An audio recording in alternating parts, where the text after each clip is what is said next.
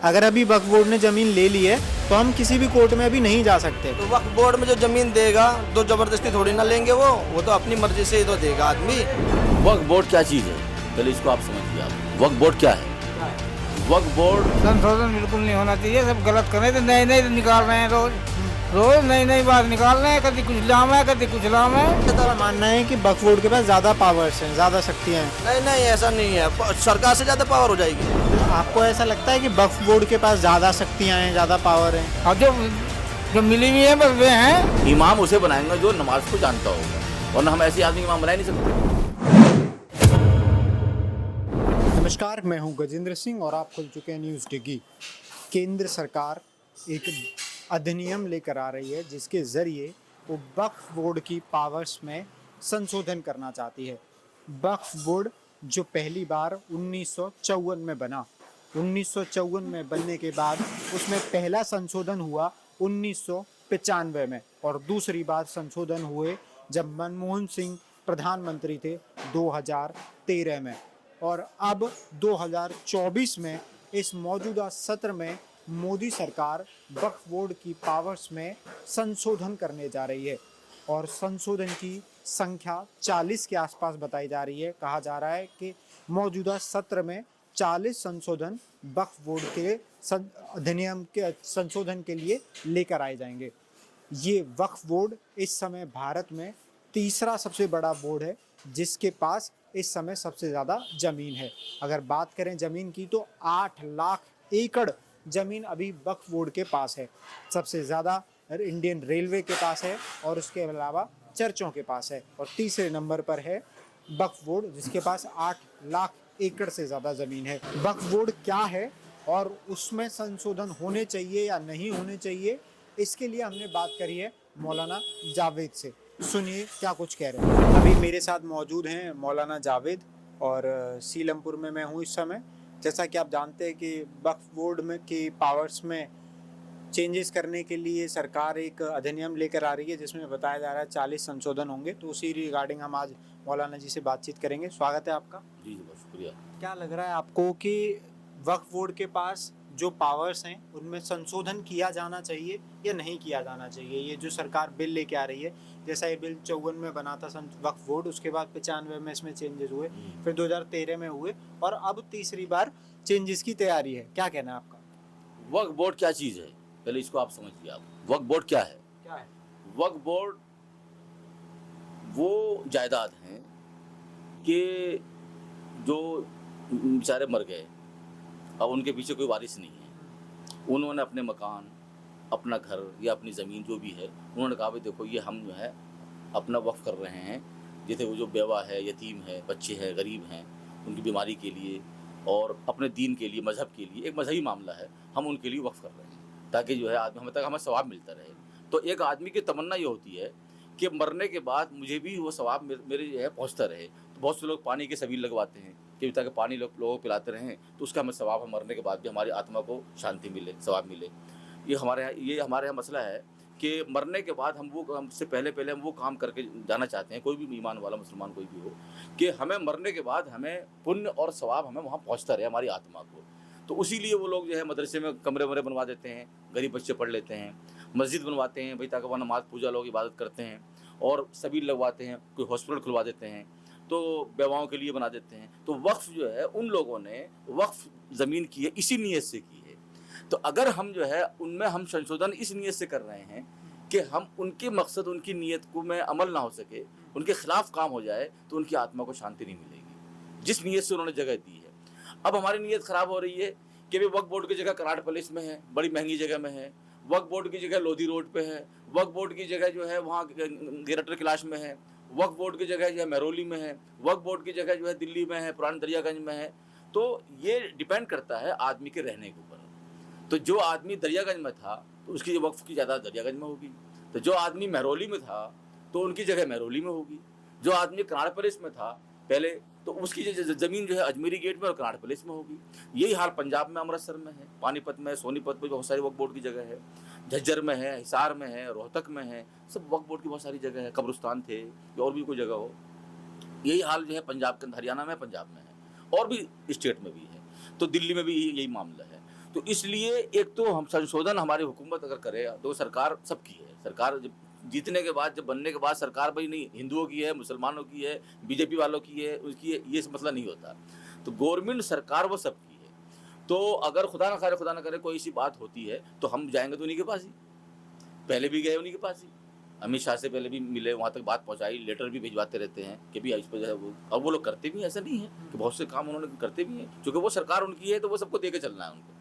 तो इसलिए वक्फ बोर्ड से हम यही कहना चाहेंगे, आपके माध्यम से मैं आपका बहुत शुक्रिया अदा करता हूँ, आज आप आए हैं, कि आप इस तरह संशोधन कीजिए कि उनकी आत्मा को तकलीफ ना पहुँचे, कि उनकी आत्मा आप उसमें काम को बढ़ा सकते हैं, कोई विकास वाला काम जोड़ सकते हैं। जो मजहबी काम है, मस्जिद है तो मस्जिद तो दूसरे काम में नहीं जाएगी, मस्जिद की रहती है। तो मदरसा कहीं है अगर वक्फ बोर्ड में, तो वो मदरसा है तो वहाँ गरीब बच्चे पढ़ रहे हैं, आप मदरसे के निज़ाम को दुरुस्त कर सकते हैं। तालीम है, भाई बच्चे कैसे पढ़ रहे हैं, बच्चे कैसे खा रहे हैं, बच्चे कहाँ सोते हैं, जगह तुम्हारे सही है या नहीं है, वहाँ तुम्हारे फैसिलिटीज़ वहाँ है या नहीं है, ये आपकी जिम्मेदारी है। उनके लिए दुनियावी और जो है आधुनिक जो शिक्षा है, तालीम, वो भी वहाँ होनी चाहिए, वो भी आप कर रहे हैं। तो इस तरह की चीज़ों को हम ला सकते हैं संशोधन में।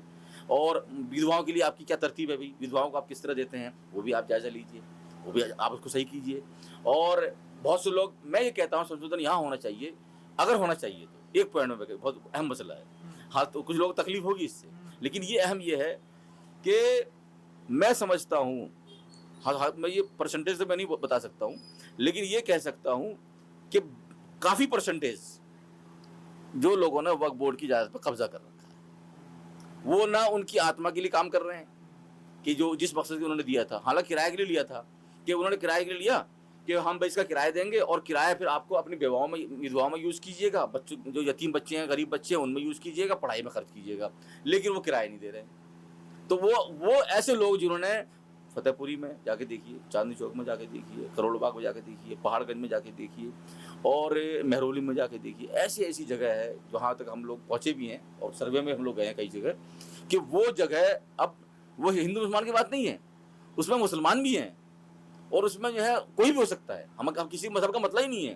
भाई तुमने जो जगह कब्जा कर रखी जगह है, वो मकसद तो पूरा हो नहीं रहा है। सैकड़ों जगह है ऐसी, हज़ारों जगह बल्कि। तो इसलिए गवर्नमेंट अगर करे तो ऐसी जगहों को अपने पास लें और उसको उस मकसद के लिए जो उलमा से मशवरा करें। वक्फ बोर्ड का जो मसला है ये उलमा का मसला है। क्यों मसला है उलमा का? इसलिए है कि ये एक मजहबी मसला है। जैसे भाई नमाज हम कैसे पढ़ेंगे, नमाज पढ़ने का तरीका क्या है, कौन बताएगा? उलमा तो बताएंगे। भाई नमाज हमें कैसे पढ़नी है, हमें रोज़ा रखना है, रमज़ान में तो कैसे रखेंगे, तो हज हम कैसे करेंगे, हज करने का तरीका, तो ये सब कौन बताएंगे? उलमा बताएंगे। तो जो मजहबी चीज़ है, धार्मिक चीज़ें हैं, वो बताने वाले हमारे उलमा हैं।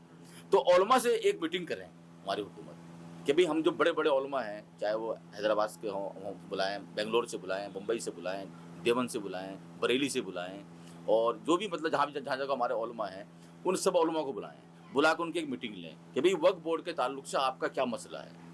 आप उसमें गौर फिक्र करने के बाद आप ये कहें भाई हमारी यहाँ ज़रूरत है और इस चीज़ के लिए हम यहाँ से, आप या तो आप हमारी हेल्प कीजिए या हम आपकी हेल्प करते हैं, और ये मुल्क के विकास के लिए काम होना चाहिए। अगर हमारे मजहब के ज़रिए भी काम होगा या स्कूल या बेवा विधवा मस्जिद मदरसा भी कोई भी काम होगा तो मुल्क के ख़िलाफ़ नहीं होना चाहिए, मुल्क के विकास के लिए होना चाहिए। मस्जिद इबादत के लिए है, मदरसे में अगर कुछ उसमें चेंजिंग करने की बात है तालीम के एतबार तो वो आप कर सकते हैं। कह रहे हैं कि महिलाओं का प्रतिनिधित्व तो कम है वक्फ बोर्ड में, अगर संशोधन होंगे तो महिलाओं का प्रतिनिधित्व बढ़ेगा। नहीं, महिलाओं को बढ़ेगा तो क्या बढ़ेगा? महिलाओं के लिए भाई स्कॉलरशिप हो जाए या शिक्षा के तालीम के लिए हो जाए। लीडरशिप में, अच्छा लीडरशिप में महिलाओं के लिए ये लीडरशिप की इसमें जरूरत ही नहीं है। वक्फ बोर्ड कोई मंच नहीं है, वक्फ बोर्ड कोई राजनीतिक कोई मंच या कोई स्थान नहीं है कि उसको कोई लीडरशिप की जरूरत है। बात समझिए आप, वो तो एक यूँ कहा जाए कि एक बोर्ड है, यानी एक महकमा डिपार्टमेंट ऐसा है कि जिसके जरिए उसके डिसिप्लिन को बनाने के लिए, सिस्टम को बनाने के लिए उसको एक आधार की जरूरत पड़ती है। उस पर कमेटी है, दिल्ली कमेटी में ही वो महिलाओं का प्रतिनिधित्व। महिला आती है नहीं आती तो क्या हर्ज की बात है भाई? महिला आएगी तो महिला तो आएगी तो पहले वो ऐसी महिला भी अगर आए जो उस मजहब से, उस मसले से वाकिफ हो, वो वक्फ बोर्ड को नहीं जानती, या कोई मर्द ही आगे, चलो मानता हूँ औरत की जगह मर्द ही आगे और उसको वक्फ बोर्ड का मसला नहीं जानता, वक्फ बोर्ड किसे कहते हैं, तो ऐसे आदमी क्या पता? इमाम उसे बनाएंगे जो नमाज को जानता होगा, और ना हम ऐसे आदमी इमाम बना नहीं सकते। तो आदमी जिस डिपार्टमेंट का होगा, भाई गवर्नमेंट शिक्षा मंत्री बनाती है तो उन्हीं को तो बनाएगी जो मतलब पढ़ा लिखा आदमी होगा। कि भाई हमें ये एजुकेशन मिनिस्टर है, वही बन सकता है जो काबिल हो उसका। भाई ये कानून मंत्री लॉ मिनिस्टर है तो वो वही बनेगा जो उसका माहिर होगा। तो हर डिपार्टमेंट के माहिर को ही वो ओहदा दिया जाता है कि भाई हाँ ये आदमी जो है ये फॉरेन मिनिस्टर बन सकता है, इसको इसलिए बनाएंगे क्योंकि ये आदमी इसका माहिर है। तो वक्फ बोर्ड का भी जो है उसे बना सकते हैं जो उसका माहिर हो। अभी भी ये कहना है कि वक्फ बोर्ड में जो लीडरशिप है, जो मैनेजमेंट है, वो ताकतवर लोगों का वहाँ कब्जा हो गया है। नहीं नहीं, ऐसा कहीं भी नहीं है। ताकत वाला कुछ नहीं है, बस ये तो कहने वाली बात है। ताकत वाला कुछ नहीं है। एक बात मैं आपसे कहना चाहूँगा कि इसमें ताकतवर का मसला ही नहीं है। हुकूमत को इसमें इसकी रक्षा करना हुकूमत की जिम्मेदारी है। हुकूमत ही ताकत होती है, हुकूमत ही को रक्षा करना है। कोई उसके अपोजिट कोई ताकत नहीं है। भाई विपक्ष है तो विपक्ष इसमें ताकत, अगर उसके सामने अगर कोई विपक्ष है पार्लियामेंट में तो विपक्ष का क्या रोल है इसके अंदर भी? इसमें रोल अगर है तो सत्ता का ही रोल हो सकता है ना। तो इसलिए इसमें तो कोई ताकत का सवाल ही पैदा नहीं होता। तो इसलिए ये कहना गलत है, मैं इस बात को नहीं मान सकता। हाँ, हुकूमत से मैं ये ज़रूर अपील करता हूँ, गुजारिश करता हूँ कि इस मामले को आप साफ दिल के साथ, नियत के साथ, चाहे वो हमारे, मैं किसी तंजीम का नाम नहीं लूँगा, संस्था का नाम नहीं लूँगा, लेकिन मैं अपनी तरफ से एक इमाम या मौलाना या एक मैं दिल्ली में सारे उलमा की तरफ से मैं वो प्रतिनिधि भी करता हूँ, नुमाइंदगी करता हूँ पूरी दिल्ली में। तो इस हिसाब से मैं ये कह सकता हूँ, अपील कर सकता हूँ कि आप इस तरह कीजिए कि आने वाले भविष्य के अंदर ऐसे लोग नस्ल तैयार हो, जनरेशन तैयार हो जो उस समाज की भी तरक्की हो, मुस्लिम समाज की भी कभी जो उसके बाप दादाओं ने जो चीज़ें दी हैं उनको नुकसान न पहुँचे और देश के विकास का भी काम हो। इस तरह सोच के लिए और उलमा से आप मीटिंग कीजिए, हम लोग बात करेंगे आपसे। आप बुलाइए, आप जिन उलमा को बुलाना चाहेंगे हम एक लिस्ट आपको देते हैं कि इन उलमा को बुला करके आप आज मीटिंग कीजिए आप कि भी क्या मसला है, क्या आप एक कमेटी गठन कीजिए ताकि वो कमेटी जो है उनसे बातचीत करके एक रिपोर्ट आपको पेश करें संशोधन करने से पहले। ये काम पहले के हैं, तो इसलिए मैं आपके जो है माध्यम से मैं अपील करना चाहता हूँ। वक्फ बोर्ड में संशोधन होने चाहिए या नहीं होने चाहिए, इसके लिए हमने कुछ इस्लाम धर्म के लोगों से भी बात की है। सुनिए क्या कुछ कह रहे हैं। अभी केंद्र सरकार एक बिल ला रही है जिसमें वो वक्फ बोर्ड की पावर्स में संशोधन कर रही है। 40 संशोधन होंगे। आप चाहते हैं इस तरीके के संशोधन हो कि उनके पावर्स में? नहीं, हम नहीं चाहते इस बात को, क्योंकि जो वक्फ बोर्ड पे जो पावर है, जो भी वो फैसला करती है, वो किसी के बुरे के लिए तो करती नहीं है, वो अच्छे के लिए करती है।